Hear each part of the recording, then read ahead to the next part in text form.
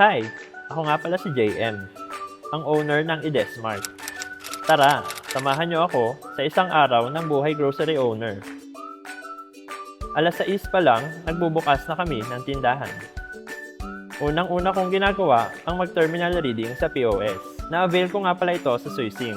Kung isa ka ring tindahan owner, importante nga pala ito para mapabilis ang pag-update ko ng presyo, produkto, pati na rin ng pag-check ng araw-araw na benta. Pagkatapos, i-brief ko na din ang aking mga empleyado. Importante din kasi na alam ng mga tao natin ang mga priorities nila sa araw-araw para organize at hindi magulo ang proseso sa takbo ng tindahan natin. At dahil nga tag-ulan na naman, nagsisimula na ding mag-stock up ang ating mga customers.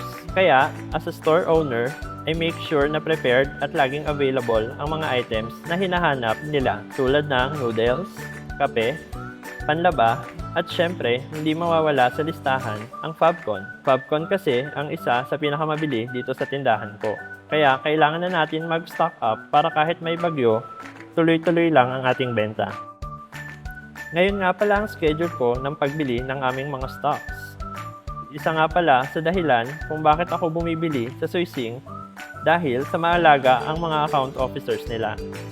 I-assist ka agad sa mga orders na kailangan mo.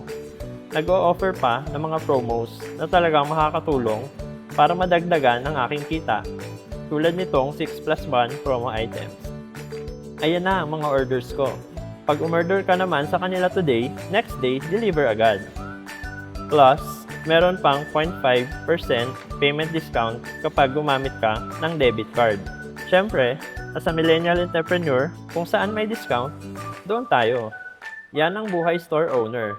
Namimili, nagre-restock, nagbebenta, pero masaya dahil nandiyan ang Suising. Alaga tayo sa bawat hakbang ng pag-unlad. Tara, sama-sama nating abutin ang ating mga pangarap sa negosyo.